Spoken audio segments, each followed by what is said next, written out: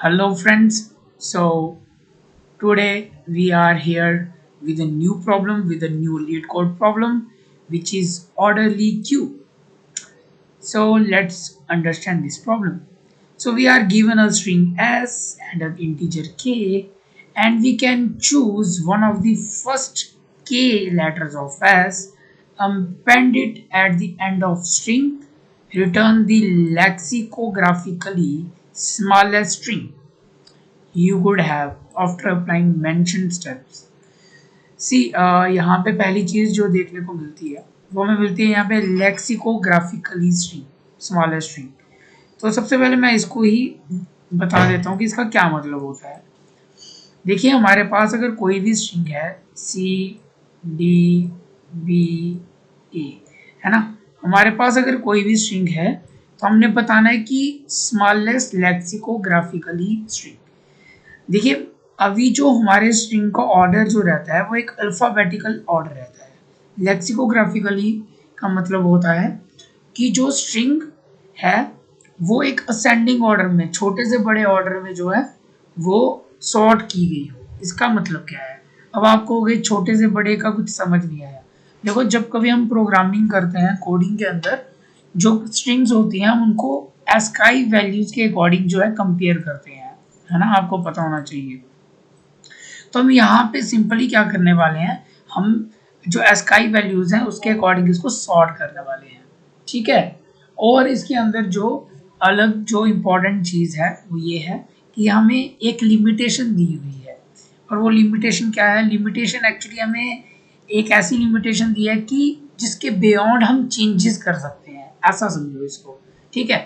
तो एक बार मैं इसके बारे में बता दूं कि हमारे पास सी डी बी है, तो इसकी जो लेक्सिकोग्राफिकली जो स्मॉलेस्ट स्ट्रिंग होगी वो सिंपल से मैं आपको निकाल कर बता दूंगा A B then C then D. क्यों? क्योंकि मैंने कहा कि वो छोटे से बड़े ऑर्डर में होने चाहिए। तो ए सबसे छोटा है, फिर बी उससे बड़ा है, फिर सी उससे बड़ा है, फिर डी उससे भी बड़ा है। यहाँ तक आपको चीज़ें क्लियर है। तो यहाँ पे हम ना एक एग्जांपल लेते हैं ये वाली और इसी से समझने की कोशिश करते हैं। और एक एग्जांपल और लूँगा मैं, क्यों? क्योंकि थोड़ा उस चीज़ को ग्रैब अप करने के लिए दो एग्जांपल्स जो उन्होंने दी हैं वहाँ से ही ग्रैब अप हो जाता है। तो इसलिए हम इनकी ही दो एग्जांपल्स को लेके इसको डिफाइन करेंगे। तो देखो पहली एग्जांपल में क्या दे रखा है। पहली एग्जांपल में हमें एक स्ट्रिंग दे रखी है और उस स्ट्रिंग के साथ हमें कुछ पावर्स, मैं जैसे कि हर क्वेश्चन में पावर्स के तरीके से चलता हूँ तो यहाँ पे मैं वैसा ही चलने वाला हूँ। तो यहाँ पे आपको पावर दी है 1 की। इसका मतलब जो भी आपको स्ट्रिंग दे रखी है उसके अंदर जो पहली स्ट्रिंग है, सिर्फ पहली, मतलब पहले पॉइंट से लेके पहली स्ट्रिंग के पॉइंट तक आप कुछ चेंजेस कर सकते हो। और उस चेंजेस मतलब उस पावर का नाम क्या है कि आप उतनी बॉन्ड जो आपको के दिया है वो एक तरह की एक लिमिटेशन है, उतनी लिमिटेशन के अंदर कोई भी कैरेक्टर को निकाल कर उस स्ट्रिंग के लास्ट में अपेंड कर सकते हो। और हमारा गोल क्या है आसान भाषा में कि हमने अपनी स्ट्रिंग को सॉर्ट करना है। देखो आसान भाषा में इसका मतलब ये है क्योंकि हमने लेक्सिकोग्राफिकली का मतलब समझ लिया है अब, ठीक है। तो यार यहाँ पे हमने किस तरीके से सॉर्ट करना है उसको समझते हैं। अगर मेरे पास है सी बी और ए, है ना, और जो मेरे पास है के वो है 1, इसका मतलब इस पूरी स्ट्रिंग के अंदर इतने पार्ट की जो स्ट्रिंग होगी ना मैं उसी के अंदर अपनी पावर लगा सकता हूँ। तो देखो सबसे मेजर बड़ा क्वेश्चन जो एक प्रॉब्लम जो आती है वो क्या आती है कि हम एक टाइम पे सिर्फ के हिस्से, सिर्फ के पार्ट पे ही एक्सेसिबल हैं। कहने का मतलब अगर के मेरा 1 है तो इस टाइम में सिर्फ इसी पार्ट में एक्सेसिबल हूँ, राइट। तो मैं कैसे बता सकता हूँ कि जिस पार्ट में जो अभी मेरी इस स्ट्रिंग का स्टेटस जो है ये लेक्सिकोग्राफिकली स्मॉलेस्ट है या नहीं, हम नहीं फाइंड आउट कर सकते। क्यों नहीं कर सकते? क्योंकि एक्चुअली में देखा जाए तो हमें इस स्ट्रिंग के जितने भी पॉसिबल कॉम्बिनेशंस हैं वो हमें ट्राई करने होंगे और सबकी हमें एस्काई वैल्यूज के थ्रू देखना पड़ेगा कि सबसे छोटा कौन सा और वही हमारा आंसर होगा, है ना, सिंपल, सोचने में भी सिंपल ही लग रहा है। तो कहने का मतलब मेरे पास K1 है, तो सबसे पहले मैं मान लेता हूँ कि CBA जो है ये क्या है, ये ही मेरा आंसर है। तो मैंने CBA को अपना आंसर मान लिया। ठीक है, अब मेरे पास K1 था तो मैंने अपनी पावर अप्लाई कर दी, जिसका मतलब मैं C को हटा के और लास्ट में लगा दूंगा। तो मेरे पास B था, A था, C मैंने लगा दिया। अब मैंने कहा कि इसको और इसको चेक कर लेता हूँ। तो जब मैं स्काई वैल्यूज के थ्रू चेक करूँगा तो यहाँ पे मैंने देखा कि यहाँ पे C स्टार्टिंग वाला ही बड़ा है और यहाँ पे B स्टार्टिंग वाला छोटा है। तो मेरे को पता चल गया कि A जो है BAC ये छोटा है एज कम्पेयर टू CBA से। तो मेरा आंसर अब CBA नहीं रहेगा, मेरा आंसर BAC आ जाएगा। समझ आ रही है ना? अब क्या है कि मेरा K1 है, तो मेरे को तो अभी सारी पॉसिबल वेज करने पड़ेंगी। ठीक है, अब पहले इसको करते हैं, फिर अगला क्वेश्चन पे जाएंगे जो आपके दिमाग में आ रहा है, मेरे को पता है। तो मेरे पास इतनी बॉन्ड की पावर है, तो कर लेते हैं, वही पावर लगा लेते हैं। A आ जाएगा, C आ जाएगा, B लगा देंगे। तो कंपेयर कर लो, यहाँ पे B बड़ा है, यहाँ पे A छोटा है, तो मतलब ये भी आंसर नहीं हो सकता। मेरा आंसर आएगा A, C और B। अच्छा, मेरा आंसर ACB हो गया। अब क्या, अब मैं फिर से चेंज करूँगा तो मेरा आंसर क्या आ जाएगा, CB और A। अच्छा, मेरा आंसर फिर CB आ गया। मतलब कि जिस पॉइंट से मैंने स्टार्ट किया मैं वापस उसी पॉइंट पे पहुंच गया। तो अब आगे मेरे को चेक करने की ज़रूरत नहीं है, क्योंकि मेरे को यही चीज़ें मिलने वाली हैं, है ना। और जो मेरे पास इस टाइम आंसर है, इसका राइट आंसर तो यही है, दिखा देते हैं, ये देखो ACB, है ना। अब आपके माइंड में जो दूसरा क्वेश्चन आ रहा है कि ठीक है, मेरे को पता चल गया K1 होगा तो मेरे को ऐसे ऐसे करना है, लेकिन मेरे को कितनी बार ऐसे ऐसे करना है। देखो, K1 का मतलब आप उस पूरी स्ट्रिंग के अंदर सिर्फ उसके एक पार्ट के अंदर ही अपनी पावर लगा सकते हो, और हर एक कॉम्बिनेशन को क्रिएट करने के लिए आपको उस पावर को हर पार्ट पे लगाना होगा, है ना। तो सिंपल सिंपल सा इसका मतलब है कि जितनी इस स्ट्रिंग की लेंथ होगी उतनी ही उस लेंथ जितना आपको उस पर काम करना होगा। 1 टाइम, 2 टाइम और 3 टाइम पे तो आपको यही मिल गया। तो मतलब एटलीस्ट आपको 3 बार तो अपनी पावर का इस्तेमाल करना होगा। तो ये चीज़ तो आ गई जब आपकी वैल्यू k जो होगी 1 होगी, है ना। अब थोड़ा सा समझते हैं इसको 2 के लिए। और 2 के लिए मैंने आपके लिए ये वाली एग्जांपल ली थी ना, हाँ तो यही लेते हैं, थोड़ा सा इधर कर लेते हैं और ये वाली एग्जांपल इधर ले लेते हैं, है ना। चलो, बहुत बढ़िया कर रहे हैं हम।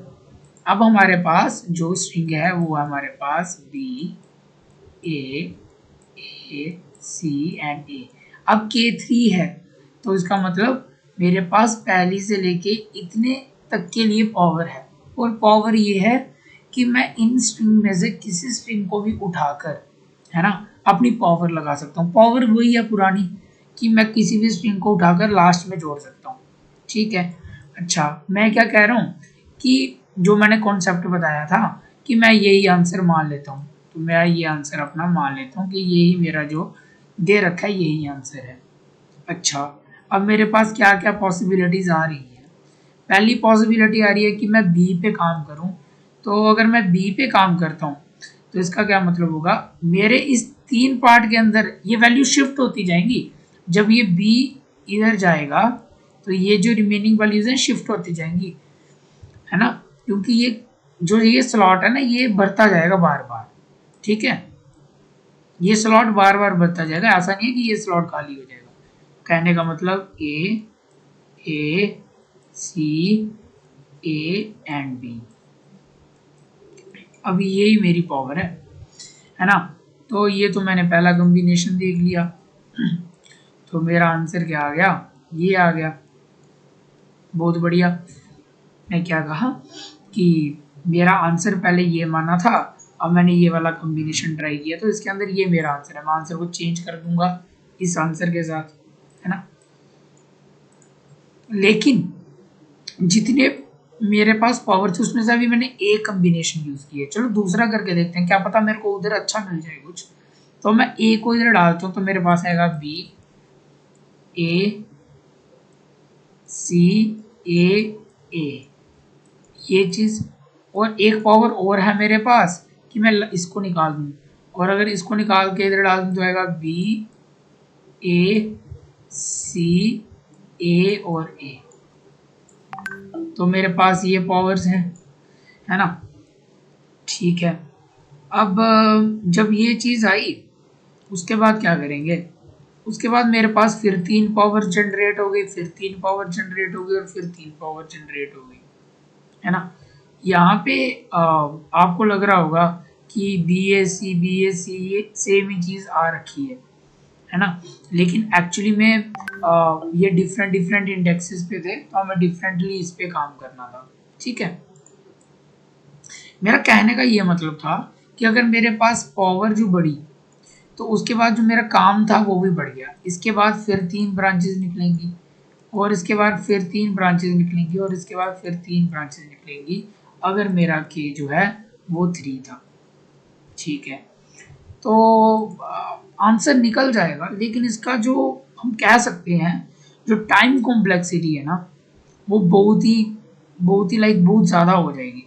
आप देख सकते हो कि आप हर एक टाइम पे, अगर आपका के मान लो n है और आपका साइज ऑफ स्ट्रिंग n है, सो आप एक टाइम पे n ब्रांचेस क्रिएट कर रहे हो, और उस n के अंदर फिर n ब्रांचेस क्रिएट कर रहे हो। तो ये एक हाई एक्सपोनेंशियल फैक्टर बन जाएगा, जिसको कंप्यूट करना थोड़ा टफ हो जाएगा और प्रॉब्लम थोड़ी मुश्किल हो जाएगी।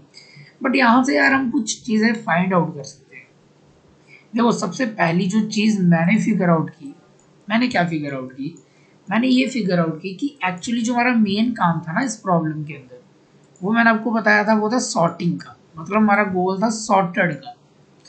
तो यार अगर सॉर्ट ही करना है तो मेरे को फर्क नहीं पड़ता ना कि मैं इस स्ट्रिंग को मूव कर रहा हूँ, इस स्ट्रिंग को मूव कर रहा हूँ, या इस स्ट्रिंग को मूव कर रहा हूँ। मेरी बात समझ रहे हो? कहने का मतलब, अगर मैं आपको कोई नंबर दे दूँ 5 4 8 9 1 7, मैंने कहा सॉर्ट कर दो, तो आपने मेरे को आंसर दे दिया 1 4 5 7 8 और 9। इसके बीच में आपने कुछ भी किया, मेरे को उससे मतलब नहीं है, मेरे को इस अपने आउटपुट से मतलब है। तो मेरा मेन गोल है कि मेरे को सॉर्ट करना है। तो मैंने क्या सोचा कि एक्चुअली में जो सॉर्टिंग हो रही है ना, वो एस्काई वैल्यूज के ऊपर हो रही है, एस्काई वैल्यूज के ऊपर हो रही है। तो हमारे पास सॉर्टिंग करने के कुछ एल्गोरिदम भी हैं। पहला है हमारे पास बबल सॉर्ट, फिर आता है selection sort, insertion sort, lot mode. अगर यहाँ पे मैं मान लो बबल सॉर्ट लगाता हूँ, तो उसका काम क्या है बबल सॉर्ट का? बबल सॉर्ट का यही काम है कि वो अपने साइड वाले को कंपेयर करता है। मतलब बबल सॉर्ट क्या होता है यार, सिंपल सा ये कॉन्सेप्ट समझ लो कि ये बबल्स हैं, है ना, और इन बबल्स के डिफरेंट डिफरेंट वेट हैं, और जो बबल जितना, मतलब ये वाला बबल इस बबल से बात करता है, अगर ये बबल की वैल्यू ज़्यादा होगी तो ये ऊपर जाएगा, ये नीचे जाएगा। ऐसे ही एक बबल जो है पूरा एन टाइम्स बात करता है और पूछता है कि मेरी राइट पोजीशन क्या है, और वो वहाँ पहुँच जाता है। तो बबल सॉर्ट की एन स्क्वायर कॉम्प्लेक्सिटी रहती है, क्योंकि for one element it goes for N time. तो यार हम कर एक्चुअली में सॉर्टिंग रहे हैं, और हम इधर भी वो सॉर्टिंग कर सकते हैं, है ना, क्योंकि हमें एस्काई वैल्यूज पे सॉर्ट करना है, और हमें अपनी मेन जो है वो सॉर्टेड स्ट्रिंग चाहिए। तो हम सिंपल यार इसमें मर्ज सॉर्ट लगा सकते हैं। क्यों? क्योंकि यार मर्ज सॉर्ट जो है ना, उसकी टाइम कॉम्प्लेक्सिटी हमें पता है n log n है ना। अगर आपको थोड़ा मर्ज सॉर्ट के बारे में जानना होगा, आप कमेंट सेक्शन में बताना, एक डेडिकेटेड वीडियो बना देंगे मर्ज सॉर्ट पे, एकदम मस्त वाली। ठीक है, तो अभी यार आई होप ये चीज़ आपको समझ आ गई हो कि हमने के पे काम किया, के पे काम कुछ अलग था, है ना, और के बाद जो वैल्यूज चेंज हुई वहाँ पे हम कुछ सॉर्टिंग टाइप लगा सकते हैं, हमारा आंसर आ सकता है। तो चलते हैं इसके कोडिंग पार्ट पे और उसको समझते हैं। हाँ, थोड़ा क्वेश्चन ट्रिकी ज़रूर था, थोड़ा क्या काफ़ी ट्रिकी था इस चीज़ को फाइंड आउट भी करना, but it's fine. So simple सा मैंने क्या किया, देखो मैंने जैसे कहा था, मैंने अपना आंसर मान लेता हूँ कि जो मेरी स्ट्रिंग दे रखी है वही आंसर है। अगर मेरा K1 है ना, तो मेरे को सिंपली क्या करना है, अच्छा ये मैंने आपको ये क्यों किया है, क्योंकि अगर K1 है तो मेरे को सारी की सारी पॉसिबिलिटीज चेक करनी है, तभी मैं लूप कर रहा हूँ जितनी मेरी स्ट्रिंग की लेंथ है। अब मैं क्या कर रहा हूँ, अपनी न्यू स्ट्रिंग क्रिएट कर रहा हूँ। न्यू स्ट्रिंग का मतलब, देखो यार मेरे पास है CBA, कलर चेंज करता हूँ ना, तो मेरे पास है CBA, तो मेरे को क्या करना है, मेरे को करना क्या है, BA और C। तो पहले मैं इस पार्ट को अलग करूंगा, तो ये आ गया 0 1 2, तो मैंने 1 से आगे स्लाइसिंग की, मतलब BA को अलग किया, तो BA ये आ गया, प्लस करके जो पहला पार्ट है वो ऐड कर दिया। और उसी तरीके से मैंने ये कंपैरिजन किया। जब हम मिनिमम फंक्शन अप्लाई करते हैं ना, तो अगर इंटीजर होगा तो डायरेक्ट इंटीजर पे काम करेगा, और अगर स्ट्रिंग होगा तो पहले वो टाइप कन्वर्जन करेगा स्ट्रिंग की और फिर काम करेगा, ठीक है। और यहाँ पे अगर k की वैल्यू 1 से बड़ी है या कुछ और है, तो उस टाइम हम सॉर्टेड करेंगे। ज्वाइन का क्या मतलब होता है, ज्वाइन जो होता है ये इस पूरे जो इसके अंदर फंक्शन है इसको एक आइट्रेशन की तरह इस पे काम करता है, और जो भी इस आइट्रेशन पे हमें वैल्यू मिलती है उसको एक एम्प्टी स्ट्रिंग के साथ ऐड करता है, क्योंकि हमें कुछ ऐड तो एक्स्ट्रा करना नहीं है, हमें सिंपली वही स्ट्रिंग चाहिए इन दी सॉर्टेड वे। सो ये सॉर्टेड जो है ना, ये इंटरनली मर्ज सॉर्ट ही अप्लाई कर रहा है, ठीक है। और इसकी कोड की एनालॉग एंड कॉम्प्लेक्सिटी है जब हम ये वाला पार्ट अप्लाई कर रहे हैं, लेकिन इस पार्ट में एनालॉग एंड नहीं है, इस पार्ट में हम एंड टाइम का काम कर रहे हैं, है ना। लेकिन एक चीज़ और यहाँ पे ध्यान रखने वाली है, ये स्लाइसिंग, स्लाइसिंग यहाँ पे आपको फ्री नहीं मिल रही है, ठीक है, क्योंकि आप स्लाइसिंग कर रहे हो तो ये भी आप मतलब एट वॉस्ट ये भी बिग ऑफ एंड टाइम लेता है, क्योंकि आप पूरे एरे में से उस इंडेक्स को ब्रेक करते हो, उस इंडेक्स को फाइंड करते हो, तो वॉस्ट केस में वो एंड हो सकता है। सो k=1 पे n स्क्वायर चलता है ये, और मर्ज सॉर्ट में n log n। So this is about the time complexity. Now let's try to run it. आप देख सकते हो zepter तो वही, एक बार और रन करा देते हैं। हाँ तो ये बढ़िया है। Thank you friends and bye bye.